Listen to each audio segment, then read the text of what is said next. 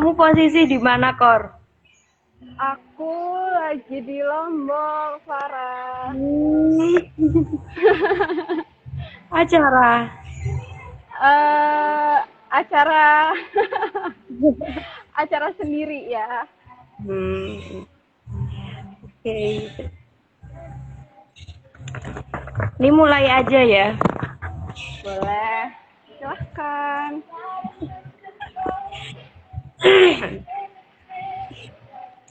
Oke, Assalamualaikum warahmatullahi wabarakatuh. Al-Haqiflas, Waalaikumsalam warahmatullahi wabarakatuh. welcome to K-Talk or Community Talk. Hari ini bersama saya, Farah, one of the members of K-Team, kita akan membahas tentang serba-serbi magang di Kementerian Luar Negeri bersama our guest speaker yang sangat spesial, yaitu Kak Aliyah Kori Farhata. Oke, bisa say hi, Kak? Hai, halo. Aduh, ini sangat menyenangkan bisa sharing, bisa ketemu lagi sama Farah after a year. Iya. Lebih ya, nggak ketemu. Dan semoga nanti kita bisa sharing, bisa ngobrol bareng lah sama teman-teman semua. Oke. Gitu. Jadi Kak Aliyah Kori Farhatan atau biasa dipanggil Kak Kori ini, dia adalah alumni dari Teknik Malang dan juga pernah magang di Kementerian Luar Negeri tahun 2018. Sekarang Benar. Kak Kori ini bekerja sebagai master teacher di Ruang Guru, betul ya Kak? Iya, benar. Oke. Oke, kita langsung aja masuk ke talk-nya. Bisa diceritain gimana dulu, kenapa kok bisa tertarik magang di Kementerian Luar Negeri gitu?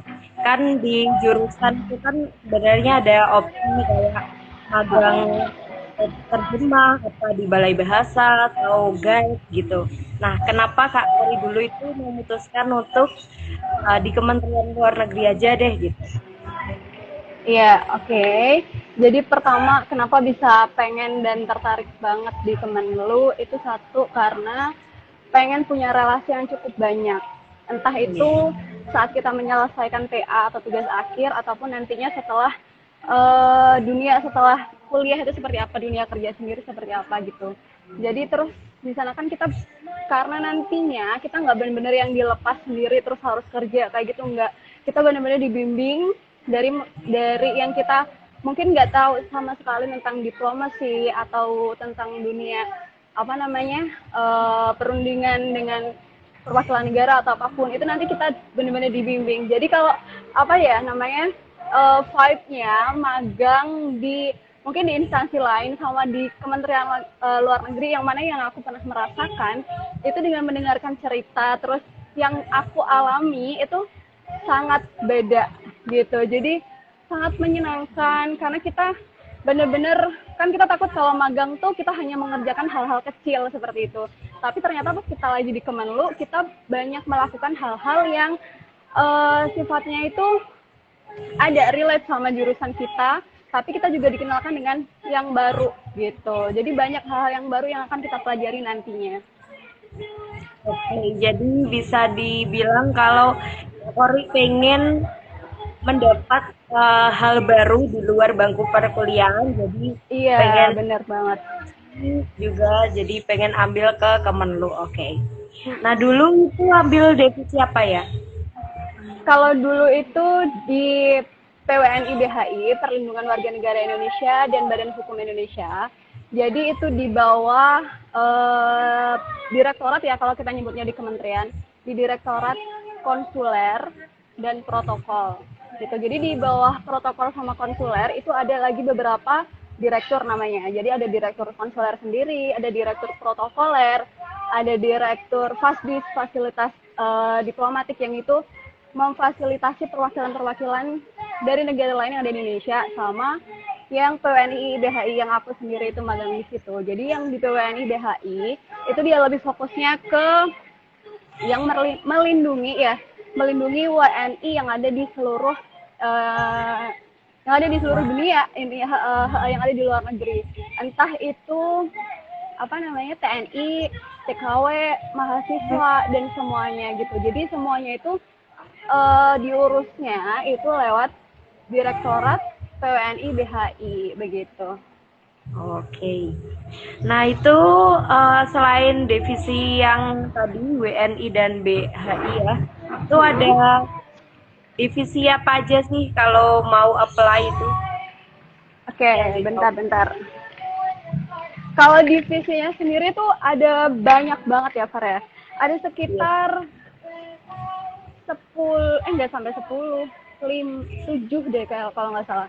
Yang pertama itu divisi yang pernah aku ke sana itu Fasdis, PWNI BHI ya, protokol konsuler, terus ada eh, Direktorat Jenderal Asia Afrika.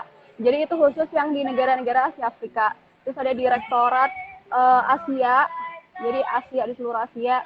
Terus ada keamanan, ada perjanjian multilateral juga gitu. Jadi kalau memang kalian pengen, jadi disesuaikan sama masing-masing direktorat. Karena kan kita ngurusnya itu beda ya. Jadi kalau memang yang PWNI BHI, jadi itu khususnya yang ada hubungannya sama hukum, terus sastra juga masuk di situ, HI juga masuk. Nah, kalau di situ kan kita ngurusnya mostly tentang hukum, terus pelindungan WNI. Tapi kalau mungkin yang di kayak perjanjian multilateral itu hanya tentang diplomasi yang itu sesuai dengan negara-negara yang dituju. Kayak yang di Direktorat Jenderal Asia Afrika berarti ya hanya dua lingkup itu doang yang diurusin gitu. Jadi harus tahu uh, fokusnya mau kemana dulu gitu. Oke, berarti harus riset dulu ya, mau ambil divisi yang apa gitu, bisa Iya benar. search-search. Nah, itu kalau kita mau tahu informasinya bisa diakses di portal apa ya? Di portal kemlu.go.id. Jadi nanti di situ akan banyak sekali direktorat yang ada dan di situ juga tertera nomor teleponnya. Jadi aku suggest buat teman-teman yang mau langsung ke Kemlu atau daftar magang di sana untuk masuk ke portal dulu untuk nyari nomor teleponnya karena kita nggak bisa yang langsung sebulan sebelum magang kita hubungin terus langsung diterima, enggak. Jadi prosesnya itu ada sekitar 3 bulanan, minimal 3 bulanan ya, karena itu udah waktu yang paling mepet. 3 bulan terus baru nanti kalian cari nomor teleponnya di masing-masing direktorat yang kalian udah tahu. Jadi harus tahu dulu nih, jadi jangan asal apply di direktorat mana yang kalian nggak tahu. Jadi harus tahu dulu direktorat mana yang pengen di apply, baru deh nanti telepon, terus telepon tanya persyaratannya. Nah ini juga penting nih karena persyaratan di masing-masing direktorat itu beda banget, nggak semuanya sama. Iya, kalau dulu persyaratan yang untuk apa WNI dan BHI itu apa aja? Kalau dulu persyaratannya yang pertama setelah aku telepon, kan proseduralnya kita pertama telepon ke direktorat yang kita tuju. Habis itu kita nanya dulu apakah di sana dalam periode 3 bulan ke depan itu masih ada kuota untuk mahasiswa magang atau belum. Karena masing-masing direktorat itu dia punya porsi atau kuota masing-masing untuk tiap kampus. Jadi kalau yang di direktorat aku, yang di direktorat yang pernah aku magang maksudnya ya, di BWNI BHI, itu satu kampus itu hanya menyediakan 3 mahasiswa. Jadi limitnya hanya 3 mahasiswa minimal. Karena kenapa? Karena nanti itu akan dibagi-bagi ke beberapa kampus yang udah apply di sana. Dan di sana juga kan membuka untuk program magang dari kampus lain di kampus luar negeri maksudnya. Jadi itu ya kita bakal campur gitu. Nah setelah itu, setelah kita nanya apakah masih ada availability-nya, terus nanya persyaratannya apa. Nah kalau aku persyaratannya yang pertama adalah rekomendasi dari fakultas, dari Bu Dekan ya, dari dekan. Terus CV juga dan transkrip nilai. Nah, kalau yang di PWNI BHI itu transkrip nilainya nggak perlu yang ditranslate ke bahasa Inggris, tapi setahu aku yang di Direktorat Jenderal Asia Afrika dan Amerika Eropa, itu dia mengharuskan ada transkripnya itu dalam bahasa Inggris. Gitu. Jadi masing-masing direktorat beda, dan kuotanya juga beda. Gitu. Dan minimal itu harus 3 bulan. Dan setelah kita apply pun kita nggak tahu kita bakal lolos apa enggak. Dan ada ada kemungkinan kita lolos, ada kemungkinan kita nggak lolos juga gitu. Jadi nggak otomatis setelah apply langsung nunggu buat kabar lolos, enggak. Jadi ada kemungkinan buat nggak lolos, tapi yakin aja pasti lolos. Iya, cukup ketat ya, cuman 3 orang. Ya, tiap kampusnya. Nah, itu dulu nunggu hasil pengumumannya, jarak dari menghubungi ke hasil itu berapa waktunya? Berapa lama? Dulu aku telepon, setelah telepon itu kan H-3 bulan. Sebenarnya H-3 bulan itu udah mepet banget. Karena yang H-1 bulan itu udah pasti nggak apa namanya, jarang lah. 3 bulan itu terus kita urus, jadi langsung cepat setelah kita telepon kita harus cepat untuk ngurus, untuk segera kirim, karena yang di direktorat aku itu selain kita ngirim file, kita juga harus ngirim via pos, juga langsung dikirim bentuk hard filenya gitu. Jadi setelah itu H+2, H+3 itu udah harus beres semuanya, termasuk untuk yang ngirim filenya. Dan setelah itu kita bakal disuruh untuk nunggu 2 minggu setelahnya. Tapi karena mungkin yang diurus nggak cuma mahasiswa kita aja, nggak cuma kita doang kan, mahasiswa magang doang. Jadi kita juga harus proaktif untuk menghubungi kembali atau nge-follow up. Jadi nanti kan bakal dikasih apa namanya, nomor biasanya sih nomor yang bertanggung jawab terhadap mahasiswa magang. Setelah itu kita telepon nge-follow up ulang kalau memang nggak ada balasan dari si direktoratnya. Jadi di follow up terus gitu. Jadi nggak putus kontak. Oke, itu ya. Jadi Kevelas yang ingin daftar, prosedurnya memang harus menghubungi benar-benar H-3 bulan, karena ya memang ada kuota itu tadi, dan juga nanti mengirim sesuai persyaratan yang diminta. Kalau pengalaman Kak Tori tadi mengirim persyaratannya online dan juga offline gitu. Dan jangan lupa untuk aktif follow up, menghubungi, kita nggak hanya menunggu kabar, tapi kita juga aktif menghubungi ulang gitu. Oke. Nah, kalau dari jurusan selain HI atau hubungan internasional dan juga selain sastra Inggris, bisa nggak sih daftar magang di Kemenlu gitu? Oke, kalau sesuai pengalaman aku yang kemarin itu, aku barengan sama ada dari Malaysia, dia itu jurusan ilmu politik. Terus ada dari BINUS juga, dia itu memang HI, terus aku sendiri sastra Inggris, ada yang sastra Arab juga, dan dia dari ekonomi. Jadi sebenarnya kalau di Kementerian Luar Negeri itu bisa sama jurusan, jadi nggak mengharuskan harus sastra Inggris. Entah kamu dari ekonomi, even itu ekonomi syariah, itu juga bakal bisa. Ekonomi syariah, sastra Inggris, Jepang, Perancis, terus Arab juga, terus juga ilmu politik, terus ilmu hukum juga bisa, terus HI juga ya pastinya. Karena kemarin yang di Direktorat PWNI BHI, karena aku sendiri kan bahasa Inggris, jadi kalau di PWNI BHI itu karena kita kan mostly ngurusnya WNI, sedangkan WNI yang ada di Indonesia itu rata-rata mereka adalah TKI yang bekerja di, sebetulnya kita Arab gitu ya.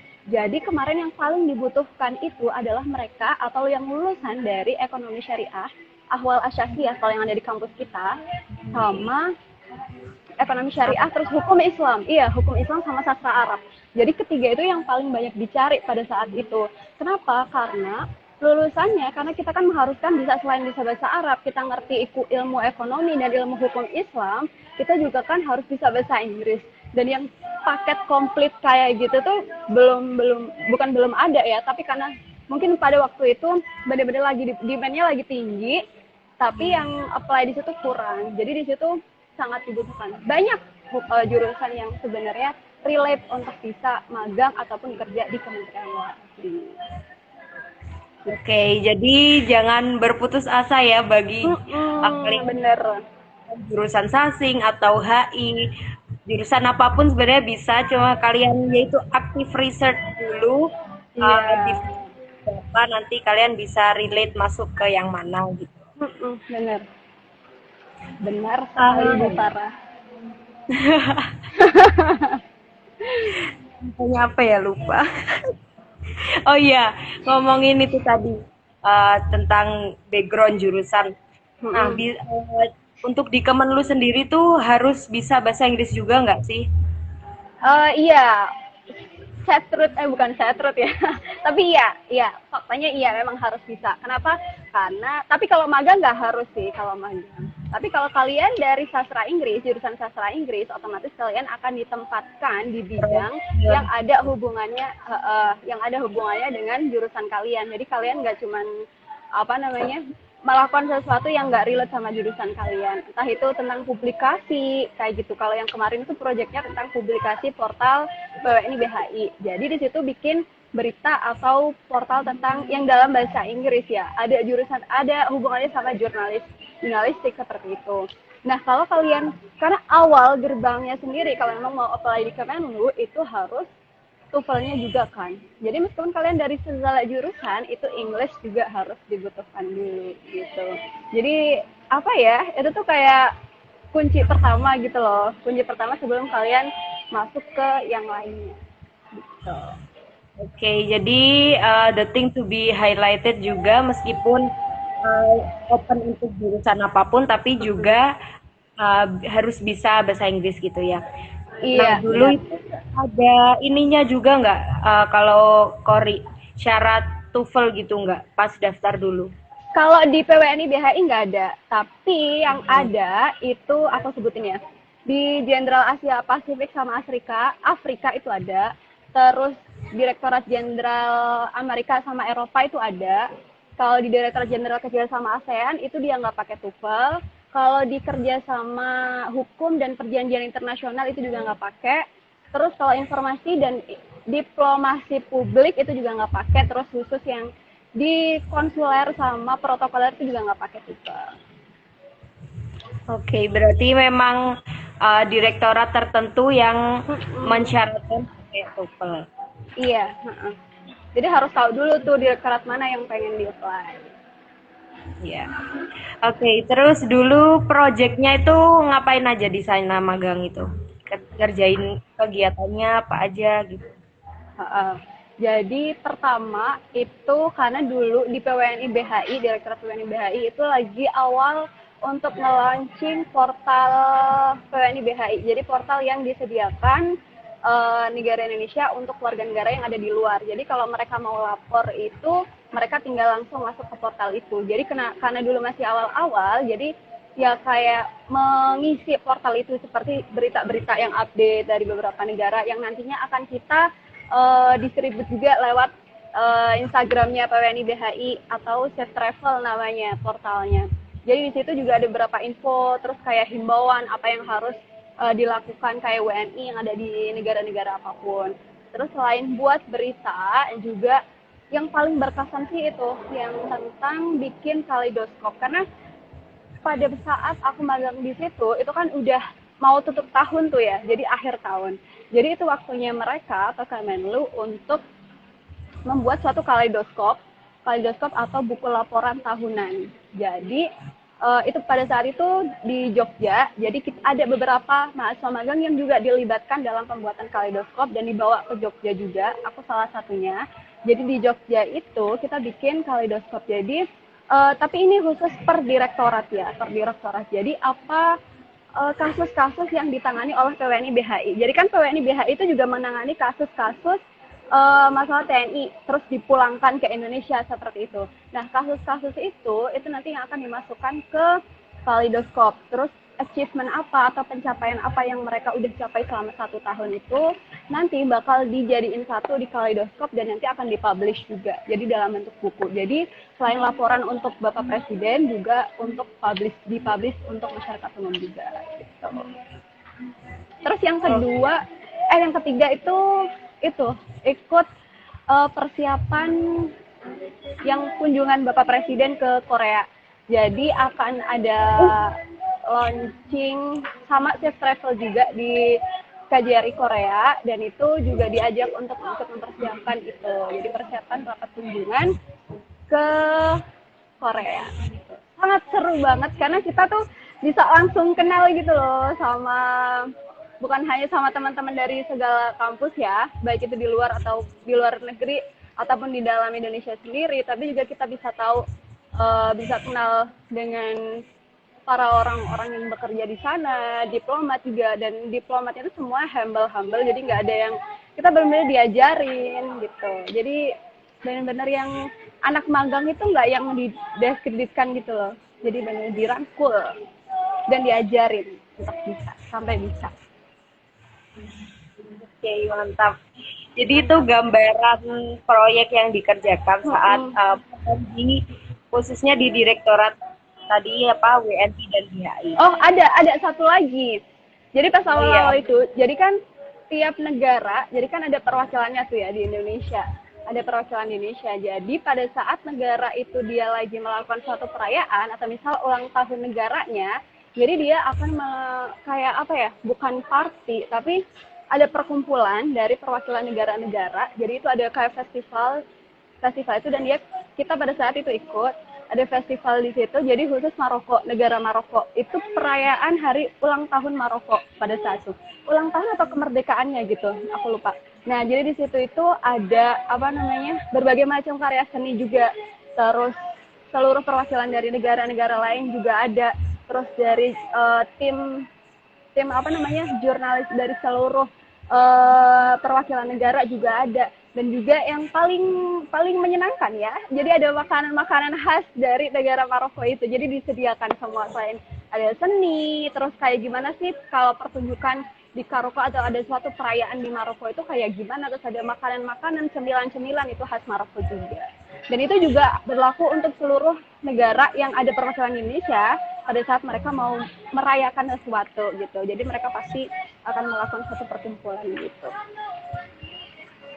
Seru banget ya, berarti kita magang nggak teoritikal gitu, jadi benar-benar take part benar. Nah, itu tadi ngomong tentang proyek. Selama udah magang di sana, mendapat benefit apa aja sih kira-kira yang Kori rasakan? Oke, kalau benefitnya itu banyak banget ya. Jadi salah satunya selain relasi itu, kita juga diajarin ilmunya juga pasti. Terus kita dapat sertifikat juga nantinya. Sertifikat yang kita bisa gunakan untuk apply pada saat setelah kita lulus nanti. Terus yang aku sangat rasakan itu adalah recommendation letter atau reference letter yang aku gunakan untuk bisa aku bekerja di ruang guru gitu. Jadi kan pada saat apply di ruang guru itu, aku kan harus menyertakan dua orang yang itu ada kaitannya sama aku. Nah, salah satunya itu aku menghubungi atau meminta kepala bagian yang dulu aku magang di Kemenlu itu untuk bersedia memberikan rekomendasinya tentang aku gitu. Jadi ya alhamdulillah cukup membantu, dan karena kan nama Kemenlu sendiri sudah sangat besar dan sangat kredibel ya, jadi nggak diragukan lagi kalau memang kalian kerjanya bagus atau kredibilitas sudah bisa dijamin gitu. Insya Allah kalau udah dapat pegangan itu kemana-mana gampang. Gitu. Oke, jadi banyak banget ya benefitnya. Banyak banget. Relasi, dan juga relasinya itu nggak stop on that, nggak hanya pada bener. Jadi kalian juga bisa kayak tadi minta surat rekom untuk apply kerja. Iya. Oh iya, terus dulu itu durasi programnya berapa lama? Kalau durasinya itu juga beda-beda, tergantung sama direktoratnya. Jadi pas kalian telepon itu kalian juga harus nanya berapa bulan yang memang ada waktunya. Karena biasanya itu sistemnya itu udah kalau bulan ini sampai ini udah keisi, kalian harus di waiting list untuk periode selanjutnya gitu. Nah pada saat itu aku di Direktorat WNI BHI itu selama 3 bulan. Tapi karena mungkin workload-nya juga tinggi, terus juga dirasa cocok ya, jadi di extend lagi selama kurang lebih 1 bulan, jadi hitungannya itu 4 bulan gitu. Jadi bisa ada tuh kayak di extend gitu, jadi diminta, jadi nanti pihak Kemenlunya yang minta langsung ke kampus kalian. Jadi mungkin kalau nanti kalian ada apa namanya masih ada kelas atau udah masuk kelas gitu, nanti akan diizinin langsung dari pihak Kemenlu ke pihak kampus gitu. Oke, berarti memang beda dari apa? Dari pihak jurusan kan biasanya 1 bulan gitu ya. Iya. Nah, itu berarti range-nya 3 bulan dan nanti akan mendapat surat izin dari pihak Kemenlu kalau kelasnya udah mulai. Iya benar. Oh iya, terus terkait sistem kerja di sana itu gimana? Kayak misal jam kerjanya mulai jam berapa sampai jam berapa, terus kayak pakaiannya. Kalau jam berapa dari jam berapa sama 8 to 5, jadi dari jam 8 sampai jam 5 sore. Tapi itu kalian juga bisa nanti kalau ada lembur-lembur gitu untuk bantuin apa gitu nanti pasti akan diminta, tapi nggak yang ekstrim sampai jam 9 sampai 10 enggak. Jadi jam 8 maksimal jam 7 lah ya, jam 7 gitu. Terus kalau pakaian atau seragamnya itu nggak ada sih ya, jadi bebas sopan rapi aja. Sopan rapi, terus ada pakai batik juga. Jadi dulu tuh pakai batik nggak diharuskan sih kalau di PWNI BHI, jadi yang penting sopan. Tapi kalau di rektorat lain ada, jadi khusus hari Senin atau hari Jumat itu pakai batik gitu. Untuk sepatu ya rapi aja lah, rapi sopan. Oke, sneaker juga boleh, yang penting sopan. Oh, Udah kayak di startup ya, di startup tiap hari pakai sneaker soalnya. nyaman aja. Iya, senyaman, yang penting sopan. Oke, terus ada gak pengalaman yang paling berkesan tadi yang selain ikut di Jogja tadi bikin apa tadi? Kaleidoskop. Kaleidoskop. Ini Pengalamannya ketemu sama Bu Retno. oh, Ketemu sama Bu Retno, terus pada saat itu ulang tahun, jadi Kemenlu lagi ulang tahun, terus ketemu sama beliau. Ya udah sih, cuma sekedar ketemu gitu tapi seneng ya. Terus iya. apa ya? Terus seneng bisa jalan-jalan pada saat perjalanan dinas. Jadi ada waktu colongan-colongan untuk bisa ikut jalan-jalan. Terus apa ya? Ilmu yang didapat sih sangat sangat berharga dan bisa apa ya? Dampaknya itu jangka panjang gitu loh. Jadi nggak yang kalian tuh di sana cuman bentar, terus ya udah setelah kalian magang udah nggak ada apa-apa lagi. Tapi setelah itu tuh bisa berdampak besar untuk kedepannya. Gitu. Kalau ini untuk aku ya, jadi dampaknya itu ada dan berasa. Nah, dulu itu pernah ikut jalin perjalanan dinas ke mana aja tuh? Selain yang Kalau dulu ke Jogja, yang kaleidoskop tahunan itu.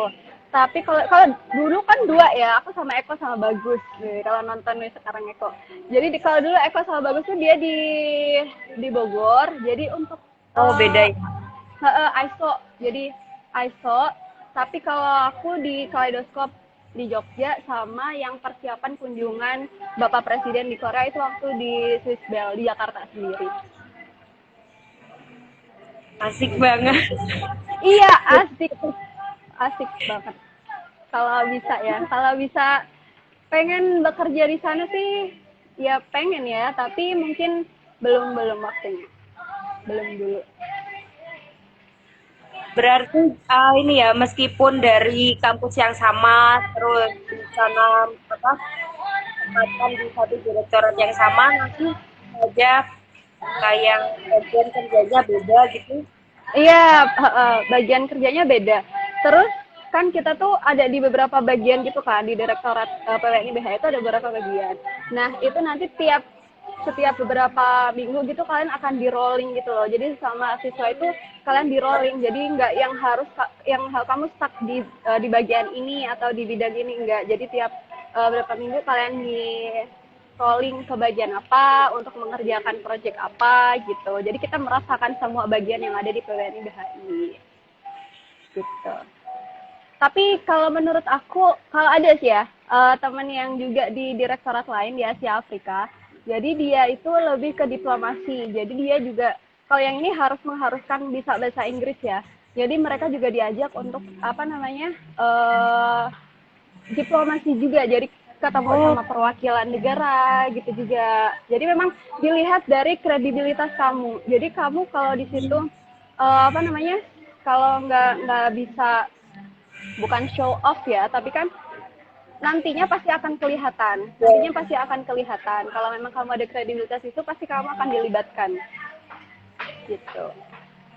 Jadi benar-benar ada open opportunity di situ kalau kita bikin kinerja yang baik.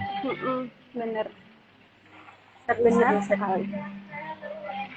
Nah, di sana itu dulu bisa dikasih tahu kira-kira untuk apa magang di sana dulu itu ngabisin range biaya ya. Karena kalau dulu itu kan pasti kita perantau ya dari Malang ke Jakarta gitu. Jadi yang pertama yang harus disiapkan itu uang kos dulu. Nah, uang kos dulu. Jadi kalian juga harus tahu nih, kalian pengennya kos atau tempat tinggal untuk saya itu yang kayak gimana? Apakah yang pengen benar-benar bikin kalian nyaman atau yang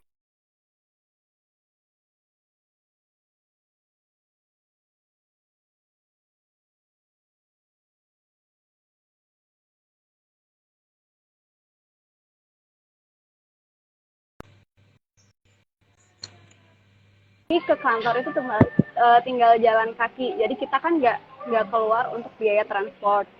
Jadi uangnya hanya untuk kos sama makan. Kalau makan itu juga sekitar range-nya. Kalau kita makannya yang makan sederhana atau seadanya mungkin 25 sampai 35 sekali makan atau 30 35-an gitu sekali makan. Terus biasanya juga kan dapat makan siang juga, kadang-kadang sih ya, kadang-kadang. Jadi beberapa direktorat juga ada tuh yang ada makan siangnya, tapi nggak selamanya.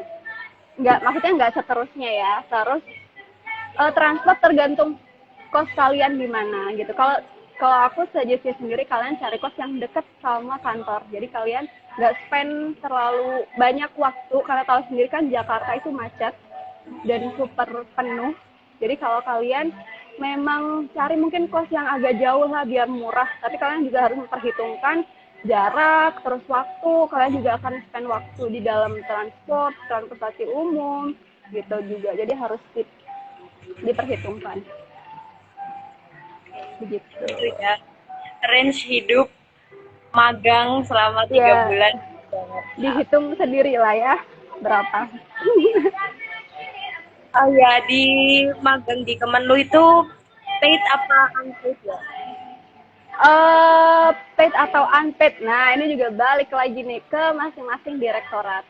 Kalau aku, alhamdulillahnya paid ya, paid. Nah. Tapi paidnya, tapi dulu nih, tapi paidnya itu nggak yang setiap hari. Maksudnya hitungan the whole kalian magang di situ dibayar per harinya berapa? Nggak.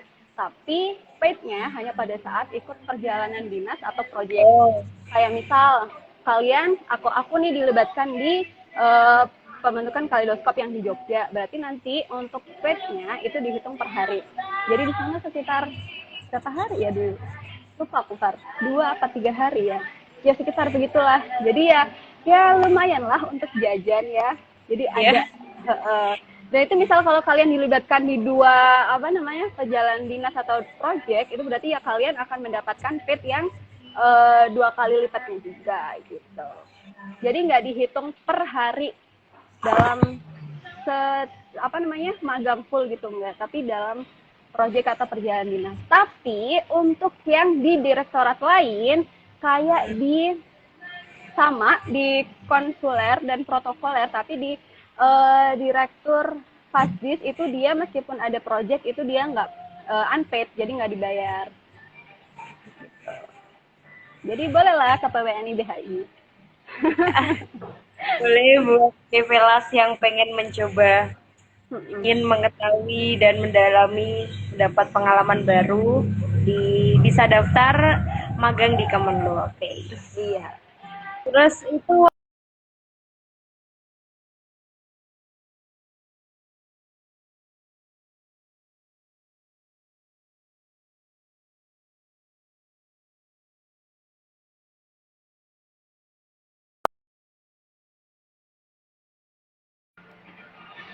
Farah suaranya putus-putus, Far. Penting tadi sinyalnya. Oke, sekarang udah aman. Udah. Ada itu juga nggak dulu pernah ada acara gitu nggak sama Kemendagri gitu atau gimana? Kayak pertemuan dengan Kemendagri atau Kalau dulu sih nggak ada ya. Nggak ada. Cuman, oh ini, kalau misal ada, apa namanya, kasus, karena kan PWNI BHI itu menangani kasus yang ada di WNI yang ada di luar negeri. Jadi misal kalau ada case yang mengharuskan mereka pulang atau dipulangkan ke Indonesia, itu kita harus menghubungi pihak Kemendagri juga. Jadi sebenarnya Kemenlu sama Kemendagri itu bersinergi gitu loh. Jadi mereka berjalan beriringan. Jadi kalau misal ada case yang harus memaksa mereka untuk memulangkan WNI, itu mereka akan pasti ada, apa namanya, ada ngubungin dulu sama pihak Kemendagrinya. Dan ini juga karena dulu ini tuh kayak case kayak gini tuh nggak di semua bulan tiap tahun ada, tapi dulu mahasiswa magang yang sebelum aku itu mereka juga diajak untuk, selain project, juga diajak untuk menyelesaikan suatu kasus. Jadi suatu kasus misal ya kayak TKI atau TKW di luar negeri yang nggak dibayar, terus nggak dibayar atau dibunuh, pada saat itu dibunuh atau dibunuh sama majikannya, otomatis kan kita harus memulangkan jenazahnya. Nah, pada saat proses pemulangan jenazah itu ada salah satu mahasiswa magang yang juga diajak untuk mulai dari ngejemput mayatnya di bandara, terus proses pemulangan ke asal daerahnya juga dia diajak. Jadi benar-benar diajak untuk tahu langsung gitu. Tapi pada saat aku magang itu nggak ada kasus itu, alhamdulillah. Jadi kita yang nggak tahu langsung prosesnya kayak gimana. Tapi kalau memang ada kasusnya, pasti akan ada satu atau dua mahasiswa yang juga ikut untuk diajak terjun langsung di kasus itu. Oke, gitu ya. Jadi memang Kemenlu dan Kemendagri bersinergi dalam ya bekerja gitu. Oh Iya. ya, ini kita cek apa ya. Kalau ada pertanyaan bisa di drop di kolom komentar. Kak Kori pernah jadi LO Asian Games ya? Iya. Iya benar, bukan Asian Games tapi Asian Para Games. Jadi kalau Oh, Asian berapa? Games itu kan apa namanya, Asian Games itu yang seluruh seluruh apa ya, apa ya nyebutnya, seluruh atlet lah tanpa pengecualian. Tapi kalau yang Para Games ini atlet yang berkebutuhan khusus. LO-nya di bidang media NPR, jadi di jurnalistik, jurnalis-jurnalis dari seluruh negara yang ikut, nggak seluruh negara sih ya, tapi seluruh negara yang ada di ASEAN tepatnya, Asia. Ya itu juga salah satu hal yang sangat menyenangkan. Oh iya, terus ada nggak sih pengalaman terkait bahasa Inggris? Kayak misalnya belajar apa ya, new insight tentang bahasa Inggris dari Kemenlu gitu. Kayak dulunya nggak tahu, terus habis dari Kemenlu, oh jadi tahu gini gitu. Oh gini, kalau dulu itu kan ada namanya tuh Pak Fahri ya. Jadi Pak Fahri itu dia salah satu temen dari dekan juga. Terus dia tuh yang pengen anak magang tuh setelah masuk dari sini tuh dia nggak bawa tangan kosong. Jadi kalau memang kita pengen spare waktu untuk bisa ambil ilmu atau belajar ilmu dari dia, kita berarti harus di luar jam kerja, di luar jam 8 sampai di luar jam 5 sore. Jadi kita bisa menyempatkan waktu lebih pagi untuk datang dan ngobrol sama bapaknya, sama beliau. Nah, di situ tuh kita juga diminta untuk ngobrol bahasa Inggris atau bahkan dites bahasa Inggris langsung. Karena dia biasanya tuh bilang kalau nanti kalau memang pengen ada kepengenan untuk kerja di sini, kalian tuh akan dites kayak gini. Nah, tesnya itu juga yang kita mengharuskan pakai bahasa Inggris.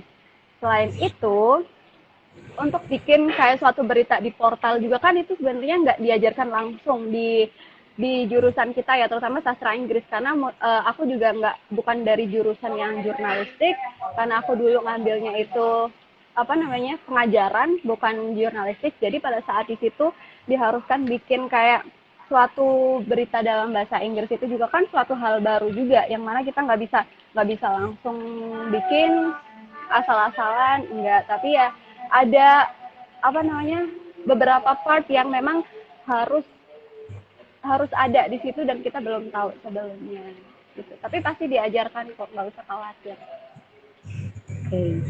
Jadi memang diajarin cara kayak penulisan di berita, gimana term-termnya Ya.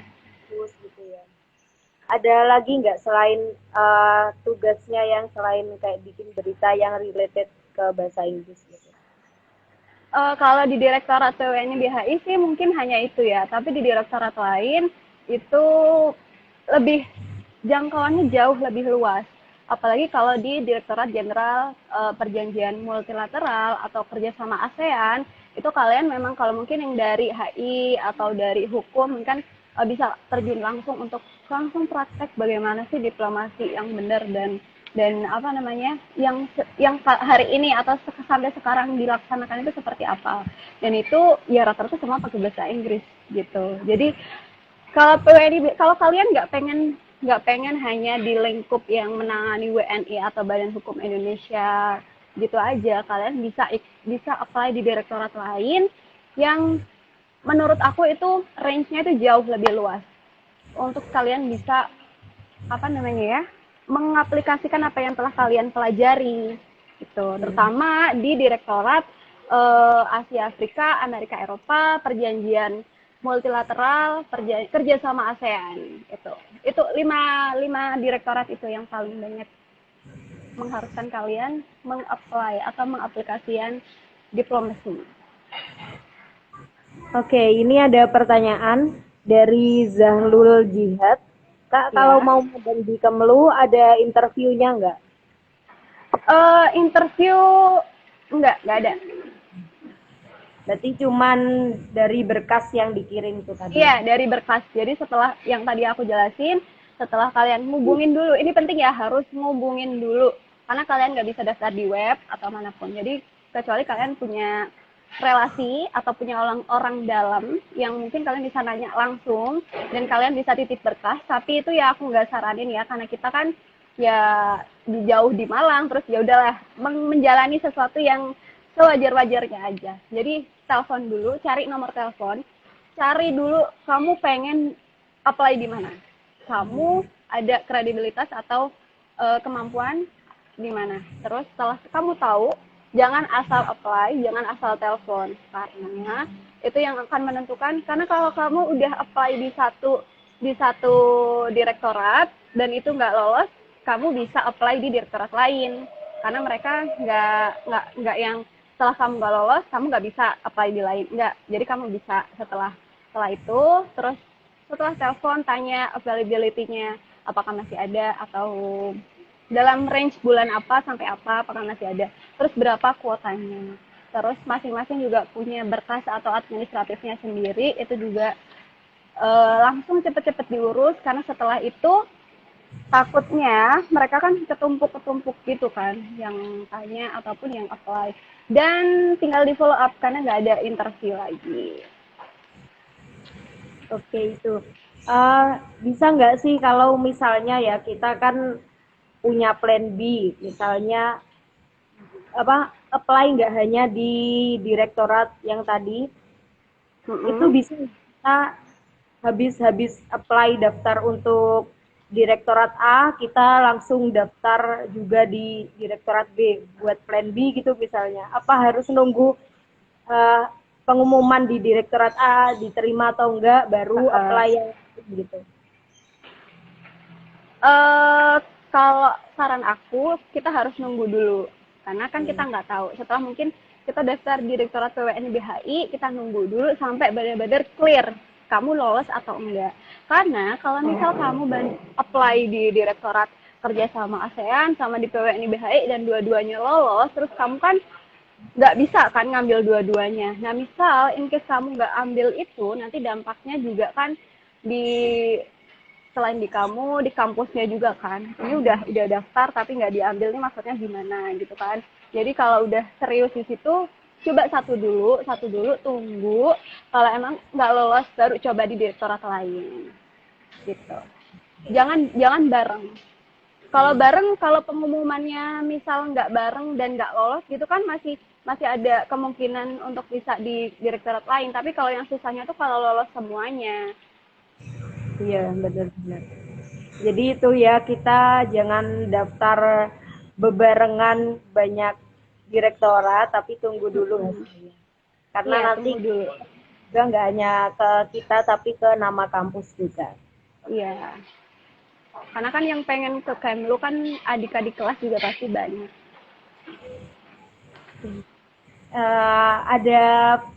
Ada pertanyaan lagi nggak, Kevelas?